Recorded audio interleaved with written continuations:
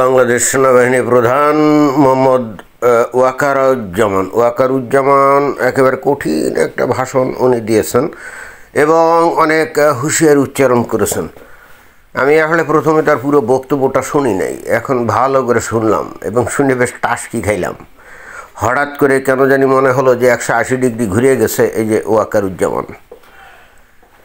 কেন এই কথা বলছি, আপনারা এই যে এখন যে তার যে বক্তব্যের কিছু অংশ আপনাদেরকে শোনাবো, আপনারা শুনলেই বুঝতে পারবেন যে এতদিন ধরে এই সেনাবাহিনী যেগুলো করে গেছে বা সেনাবাহিনী প্রধান যা করে গেছে, হঠাৎ করে মনে হচ্ছে এইটা আসলেই কেমন জানি হয়ে গেছে। তো আমরা তার কথা একটু শুনি। আমরা দেশে একটা ফ্রি ফেয়ার অ্যান্ড ইনক্লুসিভ একটা ইলেকশনের জন্য দিকে ধাবিত হচ্ছে। এই যে ওয়াকারুজ্জামান উনি কি বললেন যে আমরা একটা ফ্রি ফেয়ার এবং ইনক্লুসিভ ইলেকশনের দিকে ধাবিত হচ্ছি।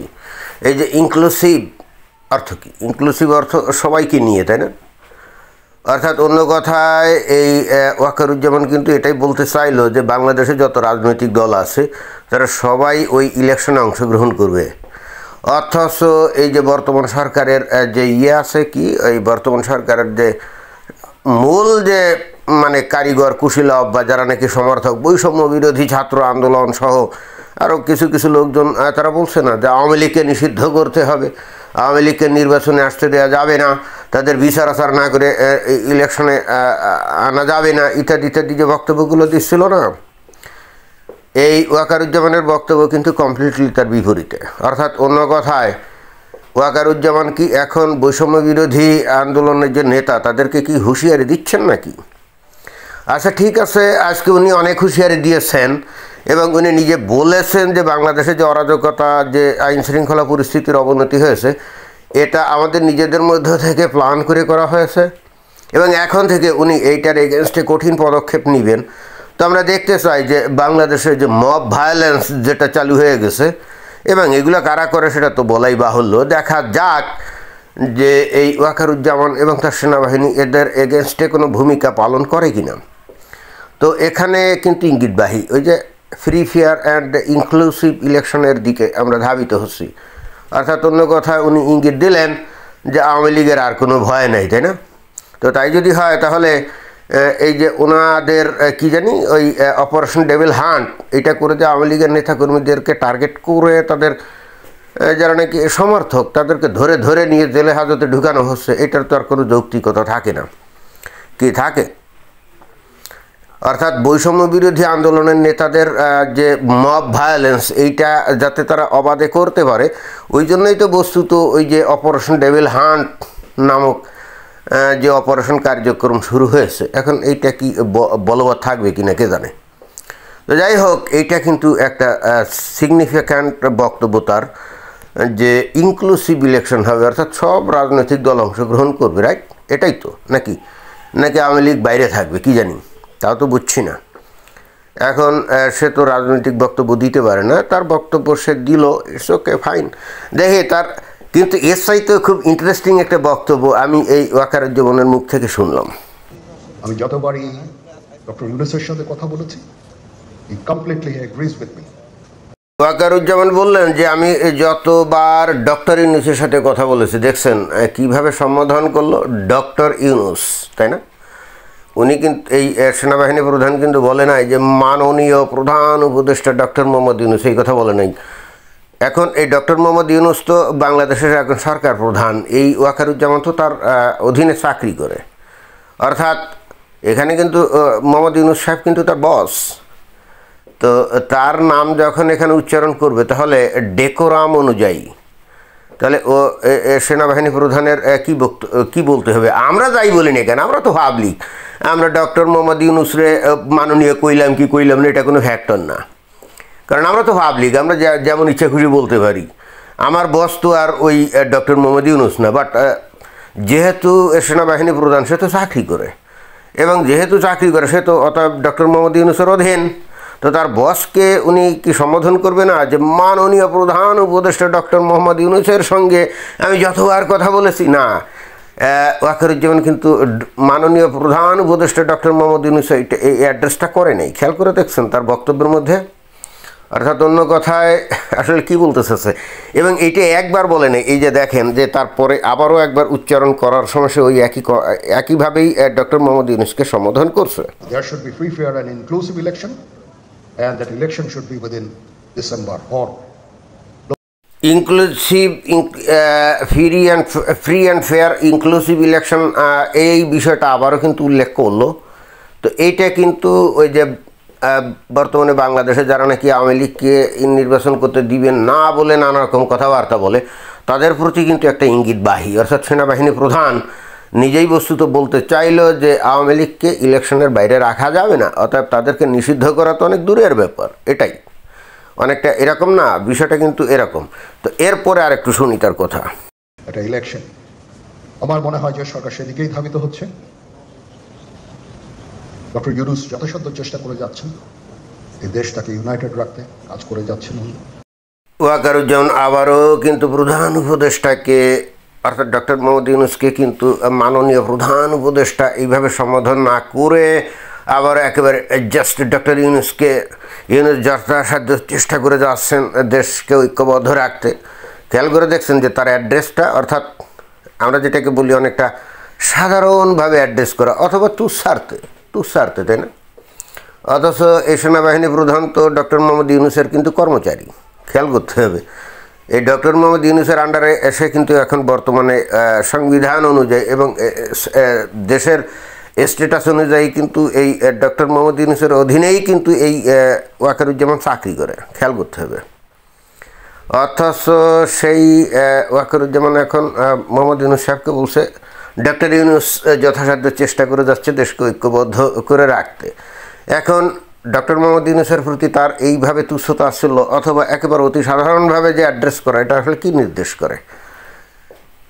এইটাই নির্দেশ করে এই ওয়াকারুজ্জামান সে হয় আন্তর্জাতিক পর্যায় থেকে খুব ব্যাপক চাপের সম্মুখীন, প্রচণ্ড রকম প্রেশার তার উপরে পড়ছে যে এইগুলো কী শুরু হয়েছে বাংলাদেশে এগুলা কী শুরু হয়েছে।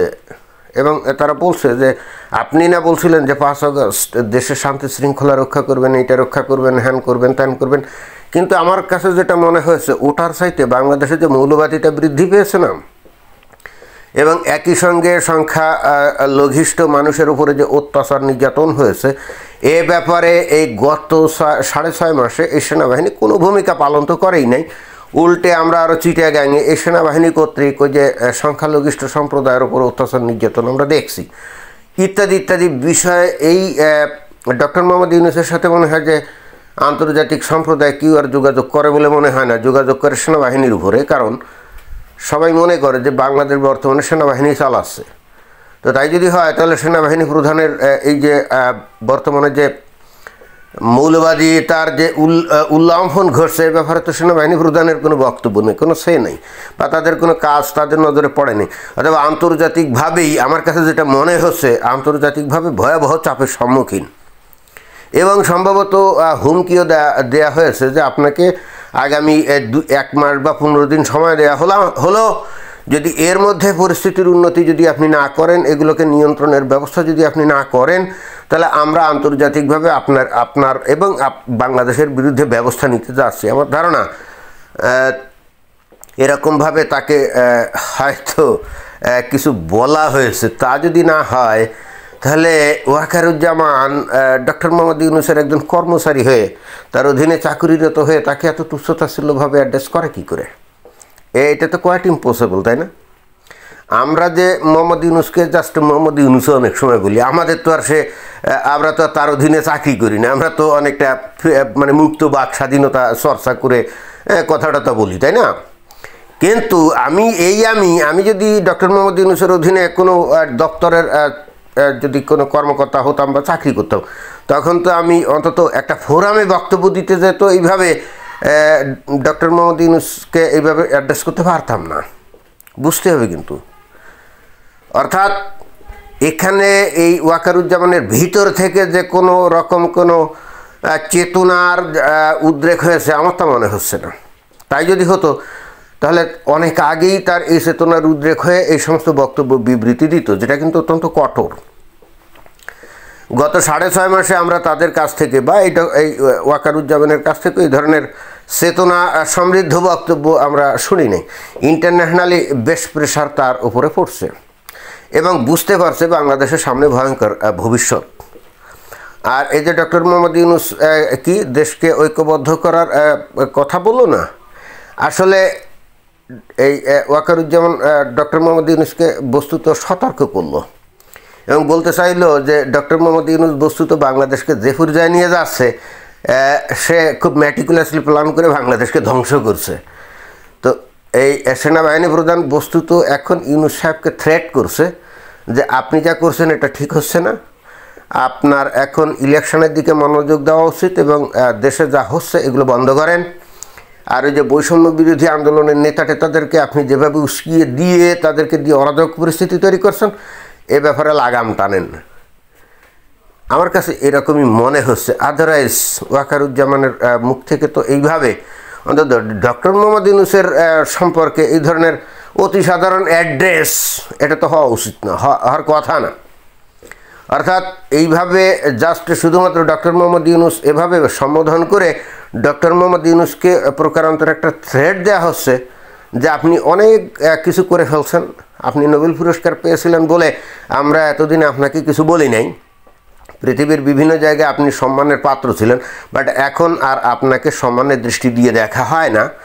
আপনাকে এখন যারা নাকি নোবেল পুরস্কার দিয়েছিল তারাই এখন আফসোস করে যে আপনাকে কেন নোবেল দেওয়া হয়েছিল, বরং উল্টে হয়তো তারা চিন্তা করছে কীভাবে নোবেলটা আবার কেড়ে নেওয়া যায়। অন্য কথা, আন্তর্জাতিক অঙ্গনে ডক্টর মোহাম্মদ ইউনূসের ভাবমূর্তি যে একেবারে শূন্য হয়ে গেছে, এই ওয়াকারুজ্জামানের এই অ্যাড্রেস কিন্তু সেটাই নির্দেশ করে। অর্থাৎ ওয়াকারুজ্জামানকে বলা হয়েছে যে ডক্টর মোহাম্মদ ইউনূসের যে আগে যে ভাবমূর্তি ছিল ইন্টারন্যাশনালি, এখন এগুলো কোনো কিছুই নাই, কারণ আসলে আগে এই ডক্টর মোহাম্মদ ইউনূসকে তারা কেউ চিনতে পারেনি। এ যে ভিতরে ভিতরে এইরকম একজন ব্যক্তি যে ক্ষমতা পাওয়া মাত্রই মৌলবাদীটাকে একেবারে উস্কে দিয়ে একটা দেশকে ধ্বংস করার মতো কর্মকাণ্ডে লিপ্ত হতে পারে, এটা তাদের beyond there imagination. And that's why they have no respect for Dr. Mohammad Yunus at all, and that's why head of the Bangladesh Army should do something as soon as possible. They should take steps. আমার কাছে কিন্তু সেটাই মনে হচ্ছে। অর্থাৎ আন্তর্জাতিক অঙ্গন থেকে ভয়ঙ্কর রকমভাবে প্রেশারের সম্মুখীন এই সেনাবাহিনী প্রধান, তাছাড়া কোনোভাবেই ডক্টর মোহাম্মদ ইউনূসকে সম্বোধনের ক্ষেত্রে মাননীয় প্রধান উপদেষ্টা ওয়াকারুজ্জামান বলবেন না, এটা তো হতেই পারে না, কি বলেন? তার মানে ঘটনা ঘটতেছে, ভিতরে ভিতরে ঘটনা ঘটতেছে। অন্তত এই ওয়াকারুজ্জামান এই বক্তব্য শুনে আমার কিন্তু সেটাই মনে হলো। এখন আসলে এই ঘটনা সেটাই কি না কে জানে।